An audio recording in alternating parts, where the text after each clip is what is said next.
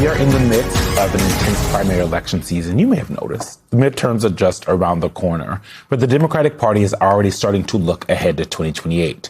At today's DNC summer meeting in Texas, the party is expected to give final approval to their presidential primary calendar that has South Carolina's primary first on January 22nd, followed by Nevada on February 1st, then New Hampshire, New Mexico, Michigan, and Virginia would round out the first early states that will vote throughout February. The DNC's meeting comes amid growing Democratic optimism about the midterms and surging turnout in recent primary elections. But the party is also facing internal turmoil over questions about leadership and fundraising. Because, Democrats, they got to tussle a little bit with each other. Joining us now is the chair of the Democratic National Committee, Ken Martin. Chairman, thank you so much for joining us, as always. Let's get into the news of the day. You guys are holding your summer meeting in Austin, Texas. We have that primary map that is being voted on. I see no reason, unless you want to break some news here, that's not actually going to go through today. What's the energy on the ground? And most importantly, what do you see as the leader of the Democratic Party, what the Democrats are trying to signal with their January 22nd to February 29th nominating calendar? Well, first off, what we're hearing at the meeting, and thank you, Eugene, for having me back on. What we're hearing at the meeting right now is a lot of excitement. And of course, this calendar really reflects where we're headed as a party. I believe that a democracy works best when you have more people participating, more voices at the table, more communities represented in the conversation. And this is a historic calendar. 6 states in the early state window process. It's never been done before. It will battle test our nominee with key parts of the country, key coalition groups, and it really reflects America. The most important thing is not just to win a primary, but to win the general election. And there was a lot of careful thought put into it by the DNC members who proposed this calendar. And of course, this vote today, as I mentioned, is historic. It's the first time since 2006 we've actually taken a vote to change our calendar. And what we're doing right now puts our party on a path not just to win the presidency, but to continue to bring people into the conversation and to grow our coalition. And I'm really excited about this calendar. It's historic, and it's going to help us win. It's going to battle test our nominee the right way, and it's going to allow us to win the White House. Chairman Martin, I wanted to give you an opportunity to respond to some allegations made by some of your staffers, current and former. The Times reported at the end of last month that you threw a phone at a junior staffer's desk, that it prompted an HR complaint. Multiple sources also described a growing sense of paranoia inside DNC headquarters under your leadership, and that the staff had become afraid of leaks and decisions that you were making in isolation. I'm wondering if this reporting is accurate, if you recognize this description of yourself, and whether you have changed at all the way that you manage your staff. Well, the reporting is not accurate, but what I would say is every day when I go into the DNC, what I see is a staff that works extremely hard. They're working overtime. I'm usually the first one in, the last one to leave, and I can tell you that the team at the DNC is doing exceedingly great work to prepare for these upcoming elections. And what we're focused on is that in the next 80 days, right? We have to take this vote on the calendar, and of course we have to look ahead a little bit. But where the staff at the DNC that I'm so proud to work with every single day is focused is actually on winning this November. And we've been winning, by the way. 90% of the elections over the last 18 months we've been winning, and I'm proud of that record. I'm proud of the money that we've raised. I'm proud of what we've been able to do to make the investments to help us win up and down the ballot, both in our candidate campaigns, both in the infrastructure, both in the state parties. And that is a testament to the work at the DNC and the great colleagues that I get to work with. And I will just say this. Our motto at the DNC is pretty simple. All gas, no brakes. At this point, we're drowning out the noise, and we're focused on actually winning. And so while other folks want to focus on, everything, all the noise on the outside, what the DNC staff is they put their heads down, they're focused on the work ahead. But to be fair, Mr. Chairman, some of this noise is coming from the inside, right? And I guess we're trying to, and I think Democrats, I know you guys, you guys at the DNC think Democrats don't want to talk about this, and they just want to focus on the calendar and moving forward and the winning. But there is a question to some of these specific allegations, and I guess why do you think these leaks are happening. Even when you ask folks to keep the leaks inside the leak, that's a surefire way to make sure the leaks come out when you guys are having private conversations. But if none of the reporting is true, why are people saying it about you? You know, I don't know, but as I travel across the country, Eugene, what I hear from the American people, they're not focused on any of that. They're focused on the fact that they can't afford their lives, that they're paying $4 more in gas, that they can't put groceries on the table, that they're worried about their job, they're worried about their family actually being able to get ahead and not just get by. I mean, I understand the focus on some of these issues by folks in the media and other parts of the country, but if you get outside of the bubble a little bit and talk to voters and talk to people like I do. I've traveled just in the last 2 months to 16 different states, Eugene, and I don't hear any of this, whether I'm talking to Democratic leadership, candidates, voters, you know, everyday people. This is not what they're talking about. At this moment in our country's history, in this existential election facing us, the reality is what people care about is making sure that they can actually get ahead and not just get by. But let me leave you with this. Look, you know, I know why people are anxious about this upcoming election, and they want us to win because they know that if we don't put a check on this guy's power, look at the damage that he's done already in the last 19 months. And so people are very animated out there because they want everyone, including myself, to do better, and I'm absolutely committed to that. Chairman, let's talk about finances now. You have said that the committee has had a successful fundraising season to not have the White House, but the numbers are pretty grim and causing Democrats anxiety. You're over $2 million in debt compared to the RNC, which has over $120 million, about a 17-to-1 advantage. How did the DNC's finances get to such a perilous point? And what are you going to do to make up the shortfall, given that there are 3 months left and the lack of cash means that Democrats are going to miss critical opportunities while Republicans are out launching new get-out-the-vote initiatives?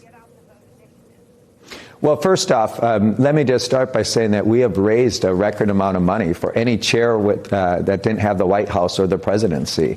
But the decision we made very early on was a direct correlation to a lesson we learned from the 24 election, which is we started talking to voters too late in 2024 and in cycles previous to that. We can't stand up an organization 3 months before an election and expect to persuade voters to actually build a relationship with them, to get them on our side. And to do that, that meant we had to actually start talking to voters earlier. That means we had to start campaigning earlier than ever before. You see, the Republicans made a shift to a permanent campaign years ago. They understood that we live in a instantaneous information age, and as a result, we have to be campaigning always. And this always-on permanent campaign was not adopted by the Democratic Party until I became chair, which is why we're making record investments. We of course are raising more, we're investing more, and we need more. Let me be very clear, we need more, to your point, to actually be able to close out this election cycle. But the reality is you have a White House that is auctioned off the federal government to the highest bidder, and of course their coffers are full to the brim because they are selling off this government. It's the most corrupt administration we've ever seen. But let me be clear on this. Every committee of the Democratic Party, whether it's the DNC, the DCCC, the DSCC, the DGA, you can go down the list. Every committee has been outraised by the Republican counterpart. And so this is not endemic just to the DNC. Let me be very clear on this. But what is different is that I made a conscious decision. It's what I campaigned on, that we were going to actually invest in infrastructure and in campaigns well ahead of the general election to make sure we're prepared to win. And those investments are already paying off. We have won 90% of the elections on the ballot, right? Look, here's the funny thing about all this, guys. We're winning. There are measures that you should measure a party leader on. Are they winning elections, and are they raising money? We are winning elections, and we are raising money. Do we need more? Absolutely. And that's why I'm bringing people in to help, right? I've always said to my teams over the years, it's never a sign of failure to actually ask for help. It's a sign of maturity and wisdom. I need the help. We all need the help as Democrats right now. Not just me, but Chuck Schumer, Hakeem Jeffries, every other leader of every committee, because right now the Republicans have so much more money. So for the listeners at home, if you really want us to win this year, let's not lament. Roll up your sleeves and help. Write a check, knock a door, talk to a voter. The reality is that we've got 80 days left. And so, look, I feel good about where we're at. The investments we've made in our state parties, the investments we've made in the infrastructure are already paying huge dividends. As a result of that, we've been able to do more work than ever before. And those results show up in election after election after election. I have talked to state party chairs who have talked about how thankful they are that you guys have invested so much. But I guess I think the question that a lot of folks have when you look at that, I think, what was it, $18.5 million in debt that the DNC has, is you're raising more, but you're spending more than you have. You know, I'm not a financial therapist or a financial expert. You could ask anybody who knows how much I spend, but that is not exactly the best way to operate, right? Like, I think people at home, when they're looking at their coffers, they can't go as far in debt as you guys are. And when you're looking at an election that's going to be really difficult in 2028, no matter who your nominee is, you guys have to put a primary season on. You guys have to, there will be all types of debates that you will partner with different news organizations on. How are you going to make up that shortfall? You said that you are, things are going to change, that you're asking for help. What's the actual specific help that you guys have already, the changes that you guys have already made? Well, we're bringing in some, the top fundraisers, donors, former elected officials and others to actually help us figure out how we raise more money. The reality is all of us need to raise more money, right? As I said. This is not a new issue. Sorry, why did it take so long to do so? Because this is not the debt is not a new conversation. So why did it take so long to start bringing some of these folks in? Well, let me be very clear where the debt comes from, Eugene. The reality is that we took out a loan last year, a $15 million loan, after paying off $24 million of the presidential debt, which I paid off completely last year. I inherited that money. I paid that off in the first year. We eliminated that debt. But for me to make the investments, record investments in New Jersey, investments in Virginia, investments in the Pennsylvania Supreme Court races, investments in the Georgia Public Service Commission races and the Miami mayoral race, and race after race after race, I took out a loan. And guess what?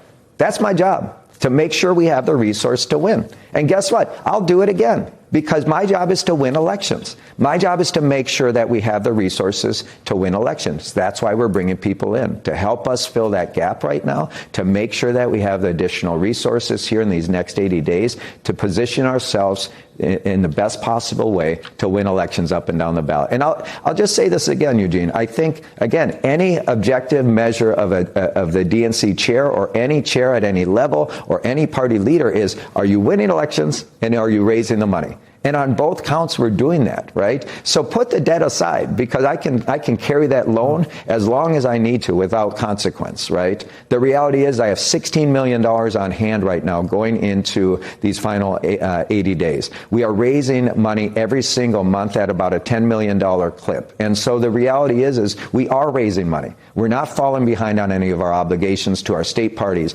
to our vendors, to our candidates and campaigns, and to others. We are actually meeting all those obligations and investing in campaigns and elections. And so I understand what people are saying. But the difference between me and prior DNC chairs or me and other committee chairs is this. I decided to invest early and often to build the infrastructure we need to win.